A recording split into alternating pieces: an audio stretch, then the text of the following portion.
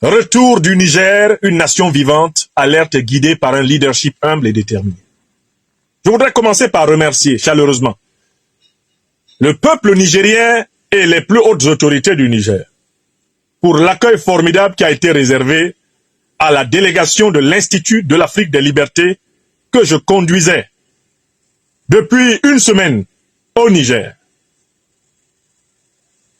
Cette délégation, constituée de 2 avocats internationaux réputés, Maître Ndjifutao Woshao Aboubekr, des barreaux de Lille et Bruxelles, Maître Eléa Tangan, du barreau de Londres,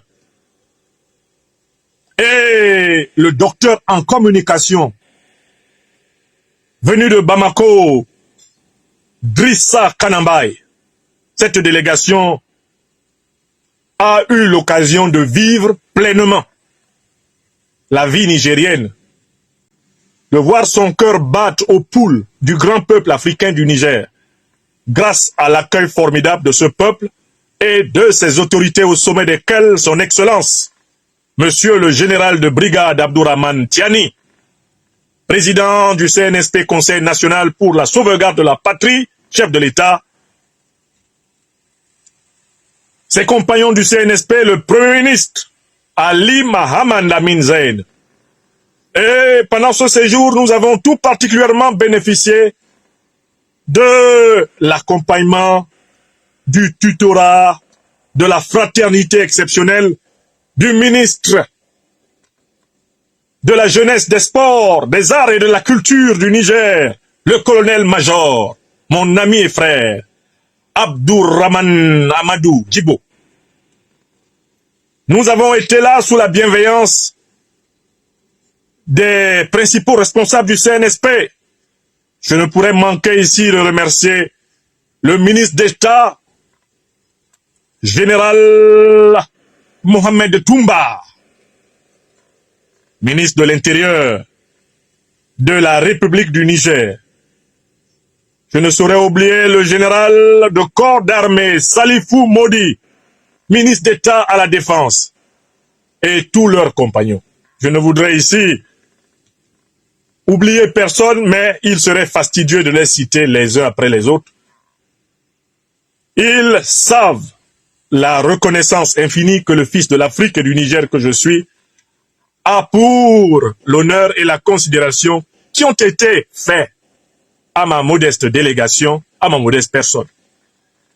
Le peuple nigérien, quand vous allez à Niamey, vous commencez déjà à le rencontrer dans les aéroports qui vous y conduisent, dans les avions qui vous y conduisent, et la joie de savoir que vous allez être avec lui pendant quelques jours, cette joie vous atteint déjà dans l'oiseau de fer qui vous conduit au Niger.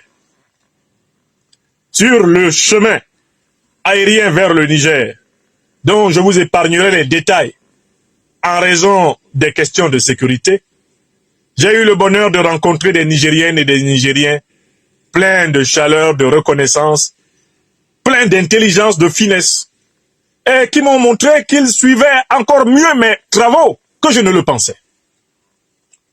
Parmi eux, je voudrais saluer l'écrivain Adamou Idé, que j'ai d'ailleurs par la suite retrouvé à ma résidence de Niamey pour une présentation de nos 2 livres respectifs, le sien sur l'unité nationale dans le processus d'émancipation du Niger, le mien, l'an 1 de la révolution panafricaniste du CNSP du Niger que je vous ai présenté. Quand on arrive donc au Niger, à partir de l'aéroport et qu'on entre dans le pays, c'est une succession de reconnaissances. Aucun lieu au Niger où, à peine 3 pas franchis, je ne reçoive le sourire de la vendeuse de beignets, du vendeur de choukouya, du taximan qui passe, du jeune étudiant, le sourire du savetier, du cordonnier, le sourire de la jeune femme pressée du marché, le sourire du doyen qui tout d'un coup arrête son 4x4 et dit « C'est vous ou bien je me trompe ?» Je voudrais saluer les Nigérois, les Nigérois et les Nigériennes pour leur spontanéité partout. Au marché, dans la rue, partout, ils ont reconnu leurs frères, leurs fils. Ils ont reconnu le serviteur des pains spirituels et l'ont salué et lui ont montré une affection qui sont des pansements et des réparations face aux persécutions que nous subissons pour la vérité que nous disons pour l'émancipation africaine. Oui, un accueil chaleureux du peuple qui est le reflet parfait et même la concordance parfaite de l'accueil chaleureux des dirigeants que j'ai remerciés. Ça, c'est le premier point. L'accueil chaleureux du peuple. Qu'est-ce que j'en tire comme moralité? Mais si vous servez véritablement un peuple, ce peuple ne peut que vous aimer. Et c'est une leçon aux dictateurs, à tous les satrapes reptiliens africains qui sont obligés de fuir leur peuple parce qu'ils font des choses haïssables, détestables à leur peuple. Voyez donc comment ces peuples nous aiment, nous qui les servons. Les mauvais présidents sont ceux qui n'ont plus de contact avec leur peuple parce qu'ils savent qu'ils font du mal à ce peuple. Ils ne peuvent pas aller à sa rencontre. Certains présidents ne se déplacent pas n'importe comment pour des raisons de sécurité évidentes liées à ses fonctions. Mais je voudrais vous dire que la relation que moi, j'ai avec le peuple nigérien, mais c'est cette relation que j'ai constatée entre le peuple nigérien et ses propres autorités. À partir du moment où à la tête du Niger, il y a des hommes et des femmes qui servent le peuple nigérien. Les Nigériens se reconnaissent en eux. Quelle que soit la condition sociale de la Nigérienne ou du Nigérois, il se reconnaît en le président Tchani, en le premier ministre Ali Mahaman Zain. Il se reconnaît en le général Toumba, en le général Salifou Modi. Il se reconnaît en le colonel-major Amadou Abdourahmane Djibo. Et quand vous marchez avec eux, vous voyez cela dans les gens. Le président Tchani n'achète pas le soutien. Les Nigériens le soutiennent parce qu'ils savent qu'ils mènent une politique pour eux. Ils mènent une politique qu'ils aiment. Ils mènent une politique de quelqu'un qui n'a pas prévu de fuir le pays en volant des milliards pour aller se cacher en Suisse, comme Paul Biya. Ils mènent une politique de quelqu'un qui n'a pas organisé des rétrocommissions pour faire sortir l'argent de son pays et aller le cacher dans les paradis fiscaux, comme Ouattara Draman.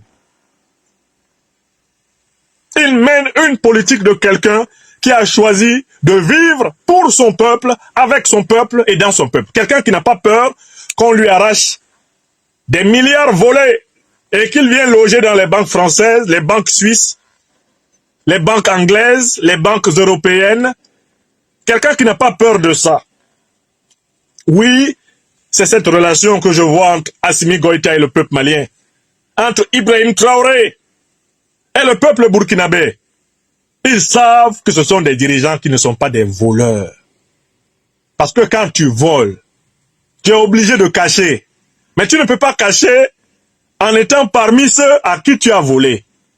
Voilà pourquoi les voleurs aiment toujours amener leur argent loin.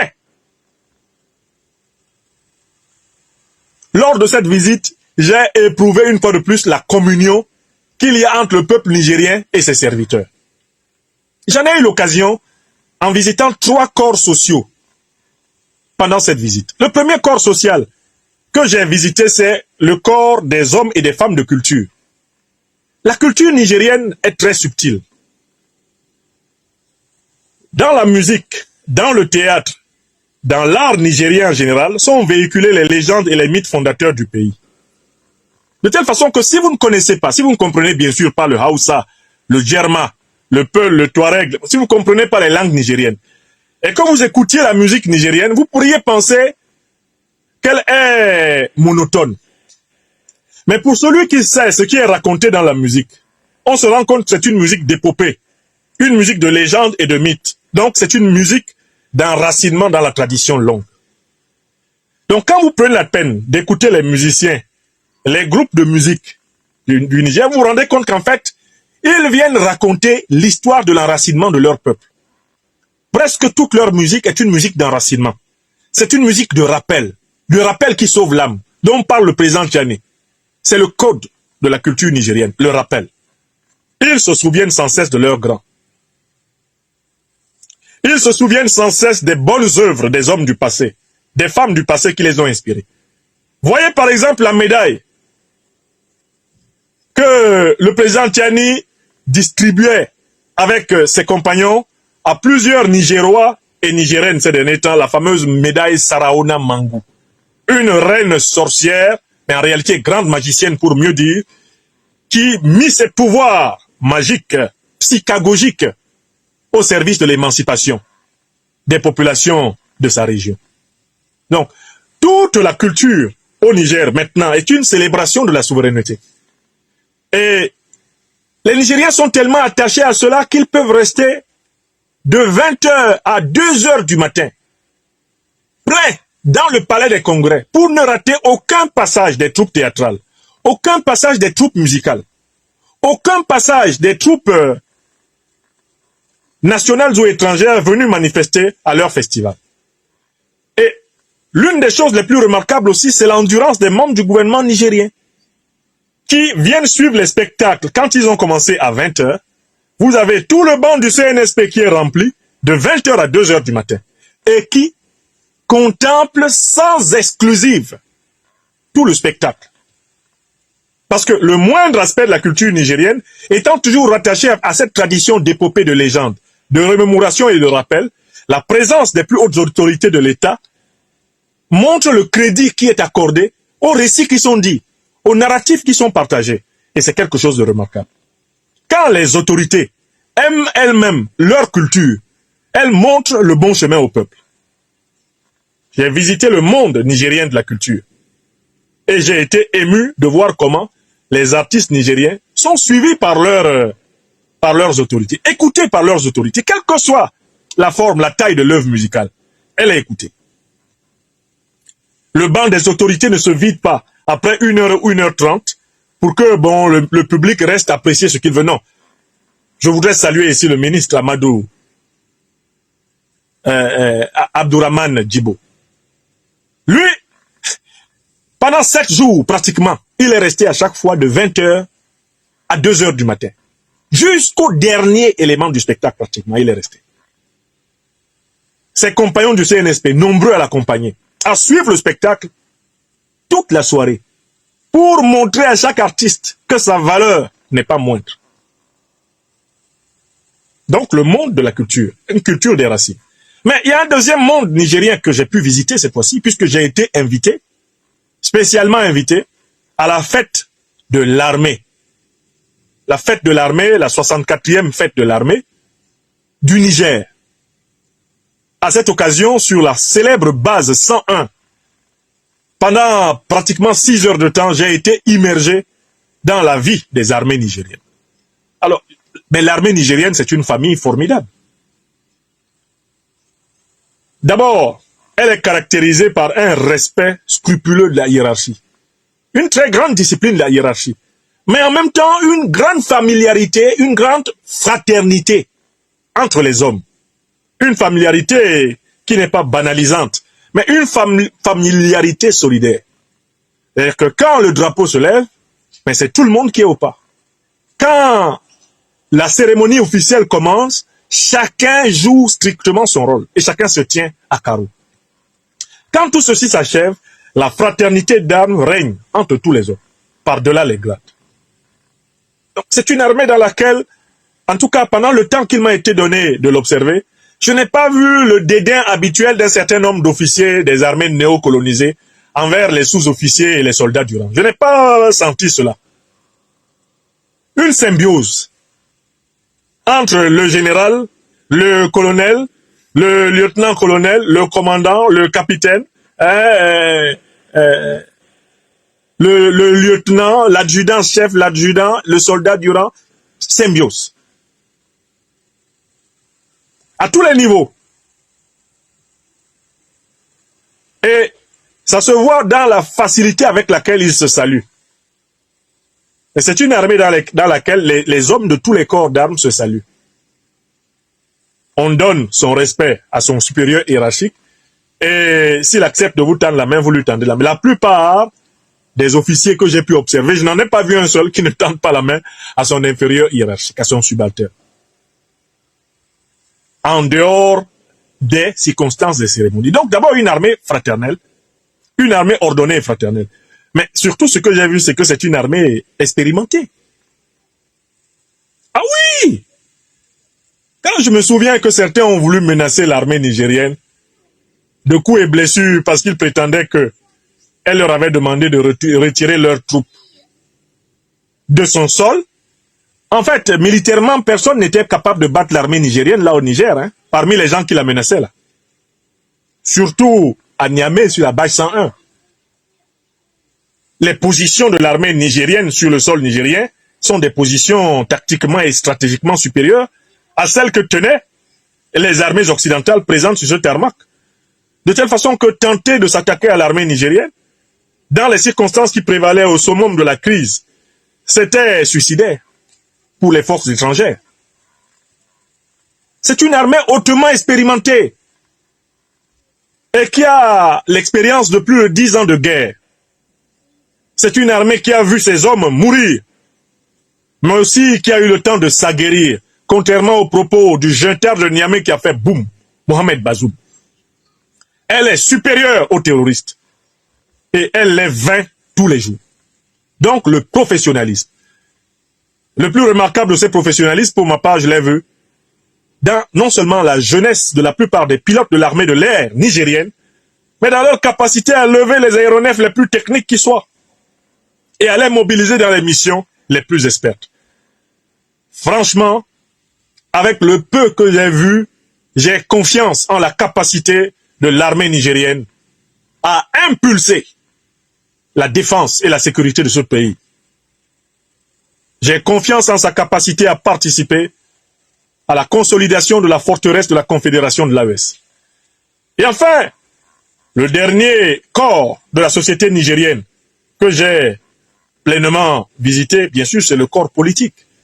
Je suis admiratif de la cohésion qui règne au cœur des plus hautes autorités de ce pays, de la discipline qui règne dans les réunions et de la convergence de vues sur l'essentiel qui caractérise l'attitude des officiels. Oui, je voudrais vous dire que j'étais au cœur du peuple nigérien et que je l'ai vu vivant, résilient, rayonnant, courageux, malgré les difficultés économiques et sociales qui, c'est évident, persistent, mais qui progressivement devront être jugulées. C'est un peuple qui a repris confiance en lui-même. Je vous rapporte les nouvelles d'un Niger debout. Un Niger vivant. Alors, quels sont les actes qui ont amené les Nigérois et les Nigériennes à avoir cet état de conscience? Ces actes sont simples. En un an, le président Tiani a débarrassé le sol nigérien des troupes d'occupation néocolonialistes françaises, impérialistes américaines et européennes. Ça fait un. En un an, le président Abdourahmane Tiani et ses compagnons du CNSP ont réussi à gérer le Niger en budget sécurisé grâce à leurs moyens endogènes, sans tendre la main à l'humanitarisme et à la mendicité internationale. Ça, c'est le deuxième point de fierté des Nigériens. En un an, le président Abdourahmane Tiani et ses compagnons du CNSP et du gouvernement ont fait reculer les bandes terroristes qui sont en débandade dans tout le Sahel. La peur a changé de camp. Les complices de Mohamed Bazoum rasent les murs du Niger. Et enfin, sur le quatrième point, le Niger s'est fait respecter sur le plan de la diplomatie internationale en moins d'un an. Pour ces 4 raisons, je peux vous dire que le voyage que je viens d'avoir au Niger est une source évidente de confiance en l'avenir de ce pays. Je voulais partager cela avec vous et vous dire, si vous en avez l'occasion, allez au Niger. Allez voir le quotidien des Nigériennes et des Nigérois. Un peuple laborieux, un peuple qui ne rechigne pas à l'effort, qui est au travail, dans tous les petits métiers, au travail dans les bureaux, avec des administrations mobilisées pour que le budget du pays soit tenu. Allez voir le Niger. Avec la lutte contre la corruption qui bat son plein là-bas, les corrompus ont chaud aux fesses. Avec la Coldef qui monte en puissance chaque jour. Allez voir le Niger. Je voudrais conclure mon mot sur le Niger en disant que ce pays a un formidable potentiel touristique. J'ai eu l'occasion de le découvrir en me déplaçant en bateau à moteur sur le puissant fleuve Niger à Niamey. Il y a des îles sur le fleuve Niger. Il y a vraiment des emplacements touristiques extraordinaires. Il y a là matière à investissement dans le tourisme, la restauration, les sports nautiques. Il y a matière à investir là sur le fleuve Niger pour en faire l'une des zones d'attraction les plus enviées du Sahel. Si vous êtes intéressé par des affaires dans le domaine touristique, dans le domaine notamment du tourisme fluvial, investissez au Niger. Investissez au Niger. J'ai visité ce fleuve dont le potentiel est sous-exploité. Il y a également, bien sûr, un potentiel écologique extrêmement important qui devrait être exploité pour l'éducation des générations. Ce fleuve-là est une école. J'ai eu l'occasion de faire des rencontres d'hommes profonds, connaissant l'histoire de ce fleuve depuis sa naissance dans les montagnes du Fouta Djallon, eh bien, avec ses embranchements avec la Benue au Nigeria ou les différents maillots du Cameroun. L'histoire de ce fleuve à elle seule peut être l'occasion d'une pédagogie. Je vous invite à investir au Niger, à investir sur le fleuve Niger. Il y a un potentiel vraiment énorme d'activité autour de cette affaire. Si j'étais homme d'affaires, j'investirais dans le domaine touristique autour du fleuve Niger et j'organiserais une entreprise d'éducation autour justement de la vie de ce fleuve que j'ai découvert. Je ne le savais pas aussi puissant, aussi vivant, aussi nuancé. Je ne l'imaginais pas. Je ne l'imaginais pas tel que je l'ai vu. J'en avais une perception purement aérienne. Il m'a fallu aller sur le fleuve pour voir son potentiel. Et je pense que partout où il passe ce fleuve, comme à Bamako d'ailleurs, que je connais très bien, ce fleuve offre des chances inouïes qu'il faut que l'Afrique sahélienne sache saisir. Voilà. C'est là, pour ainsi dire, ma chronique de retour du Niger que je voulais vous donner. Chers téléspectateurs, vous avez été les témoins privilégiés de cette analyse politique profonde et inspirante avec le Dr Franklin Nyamsi. Maintenant, c'est à vous. Réagissez en commentaire, partagez vos réflexions et vos idées. Si cette vidéo vous a éclairé, n'hésitez pas à l'aimer et à la partager avec vos amis. Ensemble, nous construisons l'Afrique de demain. Restez connectés sur Afrique Diverse TV pour encore plus d'informations et de débats passionnants. À très bientôt.